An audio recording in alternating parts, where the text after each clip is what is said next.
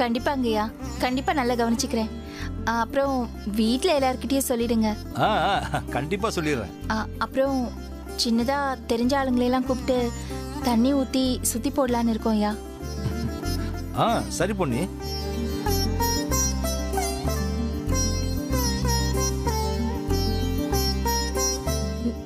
நீங்க எல்லாரும் கண்டிப்பா வரணுங்கய்யா. கண்டிப்பா வர்றோம். நாங்க எல்லாமே எப்படி?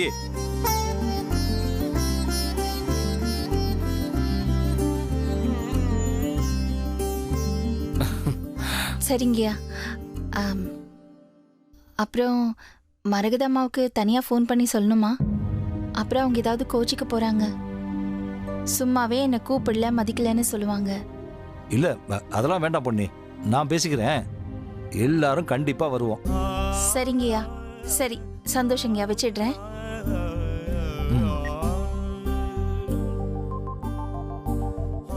எங்க தம்பி போறீங்க? அது பொன்னியோட பொண்ணு பெரிய மனுஷி ஆயிட்டாளாம். ஆமா மாமா, இப்பதான் எனக்கு அண்ணன் ஃபோன் பண்ணி சொன்னாரு. நானே உங்களுக்கு சொல்லலாம்னு நினைச்சேன், அதுக்குள்ள நீங்களே சொல்லிட்டீங்க. அதான் பெருசா நடத்தலைனாலும் ஏதோ சிம்பிளா நடத்த போறாங்க போல. அதான் நம்மளை எல்லாம் வர சொல்லியிருக்காங்க.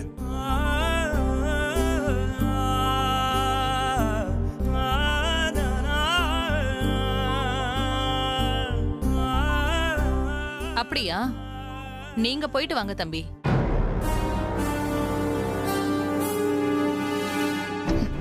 போயிட்டு வாங்கன்னா என்ன அர்த்தம்க்கா? நீங்க மட்டும் போயிட்டு வாங்கன்னு சொல்றேன். ஏன் உனக்கு தமிழ் தெரியாதா?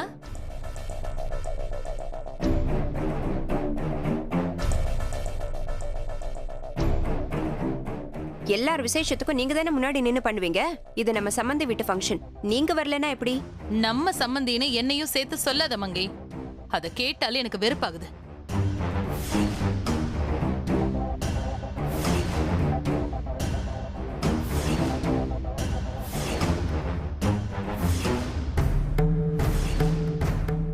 மரகதம், நீ என்ன சொன்னாலும் அவங்க நம்ம சம்மதிங்கிறத மாத்த முடியாத.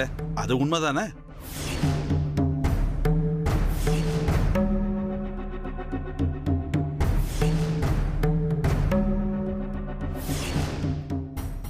இங்க பாருங்க, எனக்கு வர விருப்பம் இல்ல.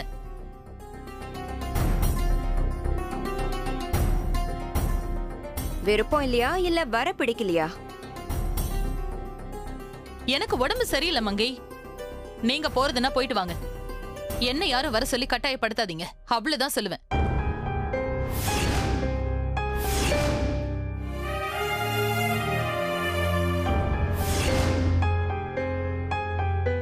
அம்மா, நீங்க மட்டும் ஏமா இப்படி இருக்கீங்க? மாறவே மாட்டீங்களா? நான் எதுக்குடா மாறணும்? அதுக்கு எனக்கு அவசியமும் இல்ல. அது மட்டும் இல்ல, நான் வரணும் நீங்க ஏன் நினைக்கிறீங்க? நான் வந்து அங்க ஒண்ணும் பண்ண போறது இல்ல. அப்பா, அம்மா அப்படிதான் சொல்லுவாங்க. நீங்க வாங்க, நம்ம எல்லாம் போயிட்டு வரலாம்.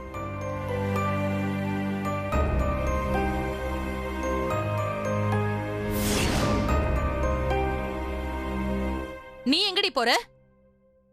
நான் எங்க மாமியார் வீட்டு ஃபங்க்ஷனுக்கு போறேன்.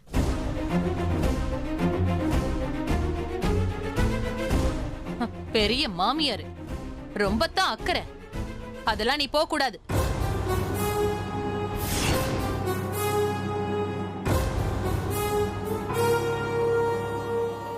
என்ன இருந்தாலும் அது எங்க வீட்டு ஃபங்க்ஷன். நான் கண்டிப்பா போகணும். உங்களுக்கு வர இஷ்டம் இல்லைன்னா வராதீங்க. என்ன எதுக்குமா போக வேணாம்னு சொல்றீங்க?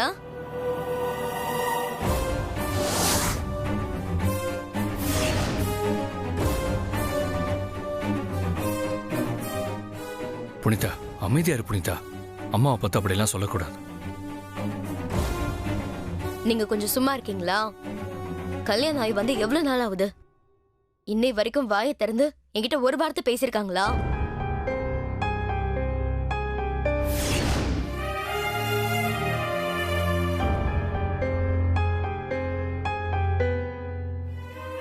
நான் பேசினாலும் முகத்தை திருப்பிக்கிட்டு போறாங்க. அப்புறம் நான் எங்க போனா இவங்களுக்கு என்னங்க? சரி விடு, அம்மா தானே, சரியாயிடுவாங்க. என்னடி இப்படி எல்லாம் என்ன எதிர்த்து பேசணும்னு அந்த ராசாத்தி உனக்கு சொல்லி கொடுத்தாளா?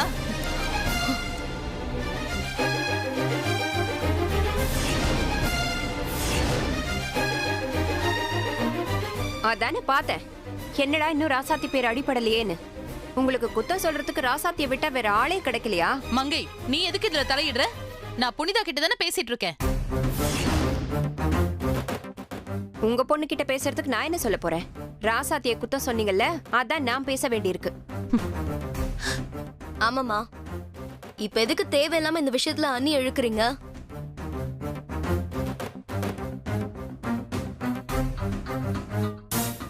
இந்த வீட்ல எந்த பிரச்சனைனாலும் அண்ணியை தான் குத்த சொல்வீங்களா? அவங்களதான் நீங்க அனுப்பிட்டீங்களே வெளியில, இன்னுமாமா உங்களுக்கு ஆத்திரம் அடங்கல? தப்பே பண்ணாம அவங்க வெளியே போய் கஷ்டப்பட்டுட்டு இருக்காங்க.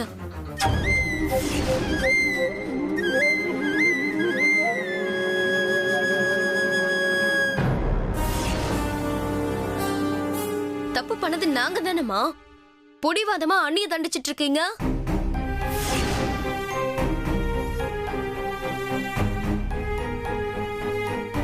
அத்தை, இது என் அண்ணன் பொண்ணோட ஃபங்க்ஷன். நாங்க போகாம எப்படி? நான் கண்டிப்பா போகணும் அத்தை.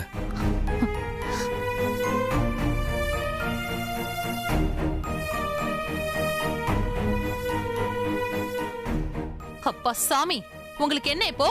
அந்த வீட்டு விசேஷத்துக்கு நீங்க போகணும், அவ்வளவுதானே? நீங்க எக்கேடு கெட்ட போங்க. நான் எதுக்கு உங்ககிட்ட கெஞ்சிட்டு இருக்கணும்? அததான் நானும் சொல்றேன், இது எங்க இஷ்டம்.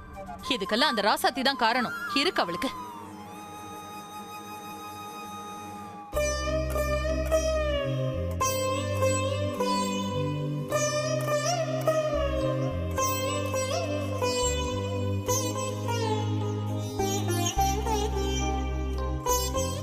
அப்பா விடுங்கப்பா. சித்தி, நாம கிளம்பலாம். கண்மணி, நீ போய் ரெடி ஆகு. நான் வரல, அத்தைக்கு தான் உடம்பு சரியில்லைல்ல. நான் அவங்க கூட இருக்கேன். நீங்கெல்லாம் போயிட்டு வாங்க. ஹேய், இவ எப்பவுமே இப்படித்தான். பாரு, நாம போலாம் பாரு. இவங்க வரலன்னு யார் அழுதா? யாரும் அழலல.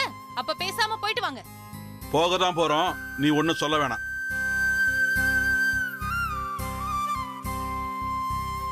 சரி, எல்லாரும் ரெடி ஆகுங்க, நம்ம போயிட்டு வந்து. சரி, வாங்கப்பா.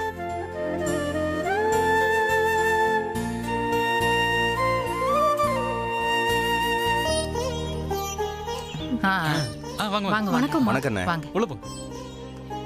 வணக்கம்மா. வாங்க. வாங்க. வணக்கம். வணக்கம். வாங்க. பொன்னி, அவங்களுக்கு காஃபி கொடுமா. டேய், சாப்பாடெல்லாம் அரேஞ்ச் பண்ணியாச்சா?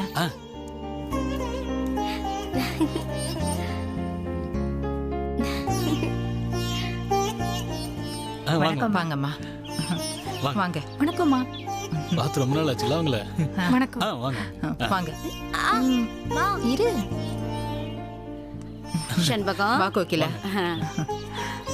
எப்படி இருக்க? நல்லா இருக்கேன். வணக்கம். வாங்க. வாங்க வாங்க. போய் உட்காருங்க. சொல்ல வேண்டியவங்களுக்கெல்லாம் சொல்லிட்டீங்களா? சரி. சம்மந்தி வீட்டுக்காரங்க.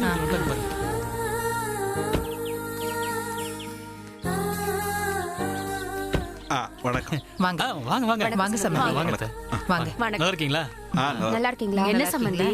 வாங்க. கண்மணியே சம்மந்தியா காணோம். மரகரத்துக்கு உடம்பு சரியில்லை, அதனால கண்மணி கூட இருந்து பாத்துக்கிட்டு இருக்கா. சரி, வாங்க வாங்க. உள்ள வாங்க. வாங்க வாங்க. உள்ள வாங்க. வாங்க. ஏய், வராங்க பாரு.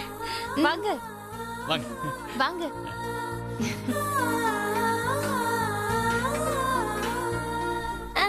எப்படிக்கா இருக்கீங்க? பெரிய மனுஷி ஆயிட்டா.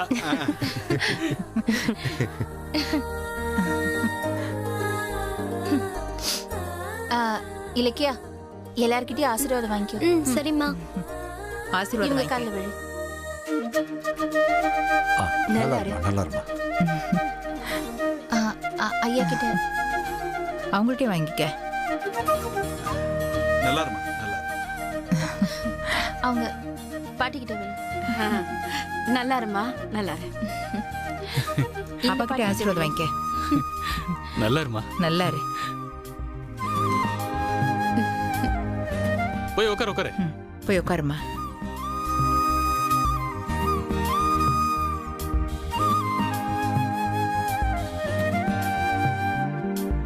என்ன பண்றது?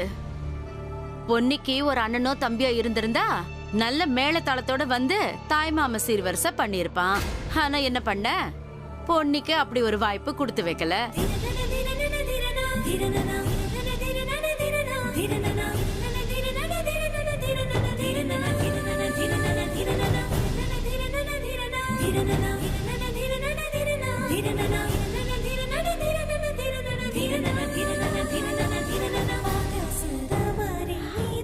இலக்கியா ஒரு அதிர்ஷ்டம் கெட்ட பொண்ணு.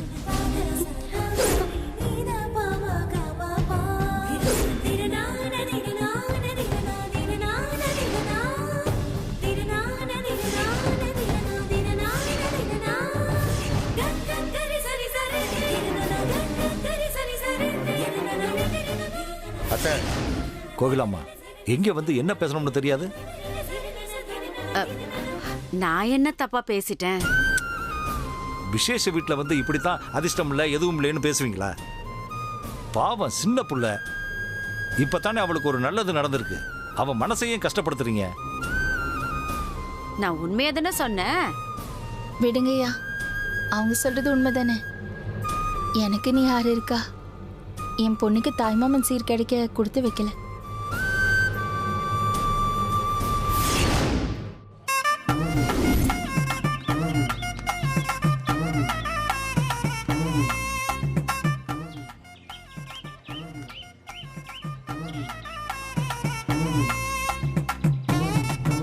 பாரு, இனியும் ராசத்தி வரானே.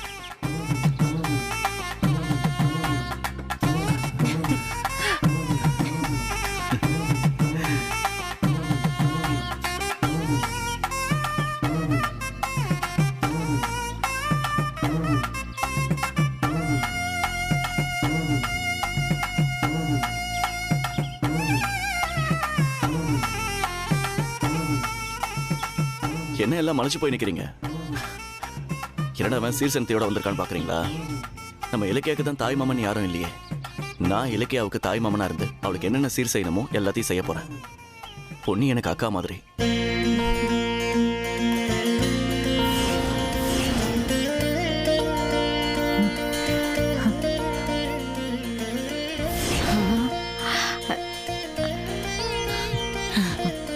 ரொம்ப நன்றி மாப்பிள்ள. ஐயோ, என்ன நீங்க ஒன்றும் கவலைப்படாதீங்க. இலக்கியாவுக்கு தாய் மாமனா இருந்து எல்லா சீர்முறையும் நான் தான் செய்வேன்.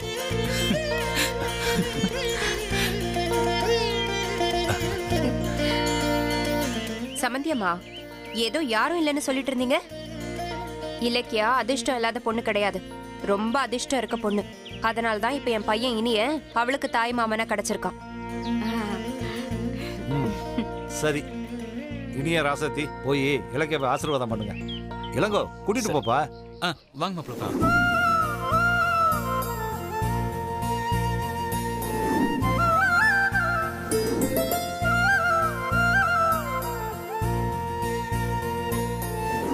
இலக்கியா, செல்ல குட்டி. இலக்கியா, அத்தை மாமா கிட்ட ஆசீர்வாதம் வாங்கிக்கோ.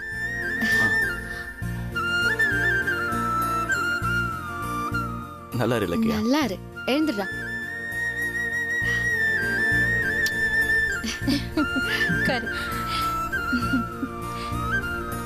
சரி, நம்ம போலாமா? நீங்க பாத்துக்கோங்க. வரேன் இலக்கியா.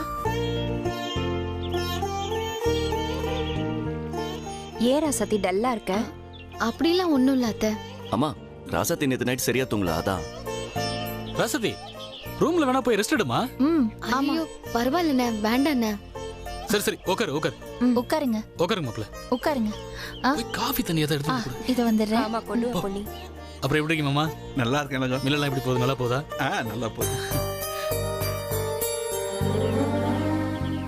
என்னாச்சு இப்போ? ஏன் ஒரு மாதிரியா இருக்க? நம்ம ஆளுங்க எல்லாரும் வேலை இல்லாம இருக்காங்க மாமா. ஃபேக்டரியில வேலைக்கு சேர்த்தது ஒரு குத்தமா? அதுக்காக அவங்க வீட்டுக்காரங்க எல்லாருக்கும் வேலை போயிடுச்சு. அந்த சேர்மன் ஏதாச்சும் பண்ணணும்னா நம்மள பண்ண வேண்டியதானே. இவங்கள எதுக்கு பழி வாங்கணும்? சரி, விடு, பாத்துக்கலாம்.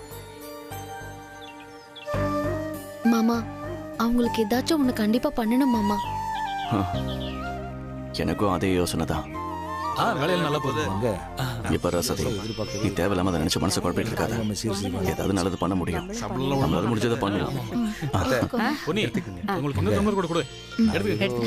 நடக்கும்னு நினைச்சா பிரமாதமா நடந்துச்சு. அடுத்து இலக்கியாவுக்கு தண்ணி ஊத்துற ஃபங்க்ஷன் வைக்கணும். இது வீட்ல முறையா முதல்ல நடத்துற ஃபங்க்ஷன் இது. ராசத்தி கல்யாணமும் கபிலன் கல்யாணமும் அவசரத்துல நடந்துருச்சுல்ல. அதனால ஊரெல்லாம் கூட்டி கிராண்டா ஒரு நாள் வைக்கணும்னு ஆசைப்படுறோம். அதுக்கு என்னத்த கண்டிப்பா பண்ணிடலாம். அதுக்கு இல்ல, இன்னைக்கே மரகதமாவும் கண்மணியும் வரல, அவங்களும் வரணும்ல. நீங்க கவலைப்படாதீங்க, எல்லாரும் ஒண்ணா சேர்ந்து ஃபங்க்ஷன் பண்ணுவோம்.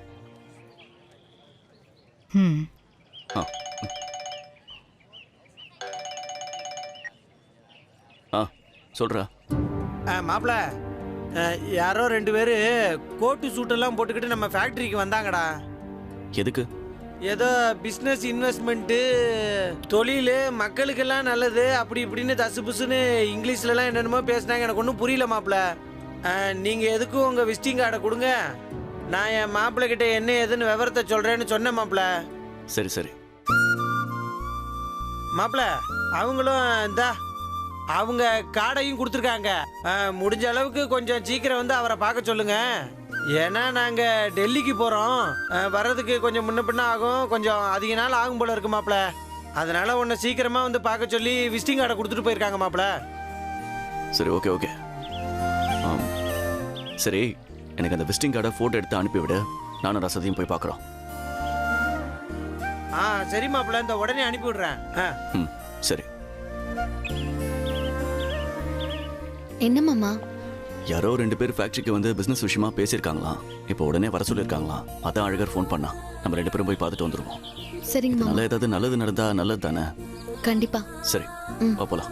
அத்தை, நானும் ராசத்தையும் பக்கத்துல ஒரு வேலையா போயிட்டு வந்துடுறோம். என்ன மாப்பிள, வந்த உடனே போறோம்னு சொல்றீங்க? இங்க பக்கத்துல ஃபேக்டரி விஷயமா தான் போறோம், உடனே வந்துடுறோம். வந்துருவீங்கல்ல? உடனே வந்துடுறோமா? அப்பா, நான் கொஞ்சம் வெளியே போயிட்டு வந்துடுறோம். வந்துடுறோமா? சரி சரி வரமா. வரேன் மாமா. கபிலா, வந்துடுறோம். இனி கிளம்புறாங்க. வரோம். இல்ல நீங்க வந்துருவாங்க. பேசிட்டு ஃபோன் இருக்குன்னு நினைக்கிறேன். உட்காருங்க சமந்தி. இந்தாங்க எடுத்துக்கங்க. எல்லாம் வந்துருவாங்க. சமந்தி, இந்த ஆபீஸ் தான் ராசத்தை. ஓ,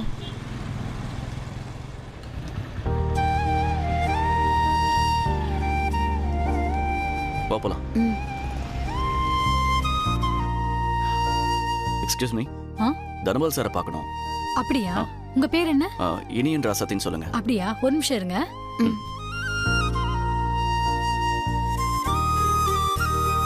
ஆமா ஆமா, நான் பாத்துக்கிறேன் விடு. சார், உங்களை பார்க்க இனியனும் ராசாத்தியும் வந்திருக்காங்க சார். வர சொல்லுமா. ஓகேங்க சார். சார் உங்களை வர சொன்னாரு. தேங்க்யூ. வா. Excuse me sir. வாங்க வாங்க. வா. உட்காருங்க. உட்காரு. உட்காருங்க. சார், எங்களை பார்க்கணும்னு ஃபேக்டரிக்கு வந்ததா சொன்னாங்க. ஆமா, இப்ப கூட ரீசெண்டா டிவில பேட்டி கொடுத்தீங்கல்ல? ஆமா சார். அப்புறம் ஆனந்த தென்றலையும் உங்களை பத்தின கட்டுரை வந்துச்சுல்ல? ஆமே ரைட்? உங்க பிசினஸ் எப்படி போகுது? சார், நல்லதான் சார் போயிட்டு இருக்கு.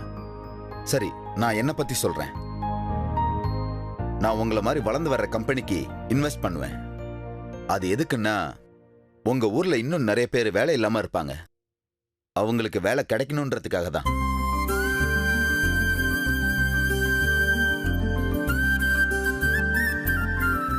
அது எப்படின்னா, ஊர்ல இருக்கிற எல்லார்கிட்டையும் கொஞ்சம் கொஞ்சமா பணம் வாங்கி, அது போக மீதி பணத்தை நான் போட்டு ஒரு கம்பெனியை ஸ்டார்ட் பண்ணுவோம். அதை உங்க பேர்ல ஓபன் பண்ணுவோம்.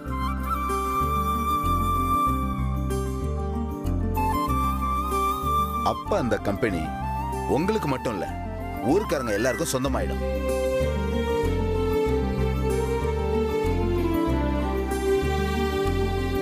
அந்த கம்பெனில வேலை செய்யறதுக்கு உங்க ஊர்ல இருந்து நீங்க ஆளுங்களை எடுத்துக்கலாம். அதனால அவங்களுக்கு சம்பளமும் வரும், அது போக லாபத்துல ஷேரும் வரும்.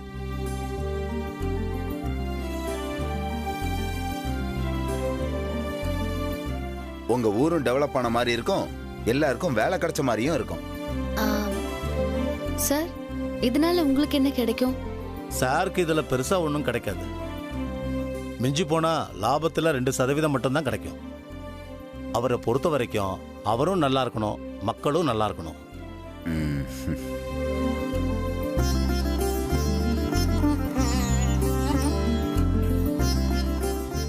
அவருக்கு இந்த மாதிரி ஒவ்வொரு ஊர்லயும் ஒவ்வொரு கம்பெனி இருக்கு.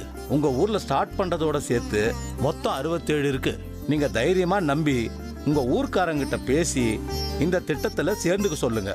அவங்க போடுற பணம் 1 ரூபாய் கூட நஷ்டம் ஆகாது. எல்லாருக்கும் லாபம் மட்டும்தான் வரும்.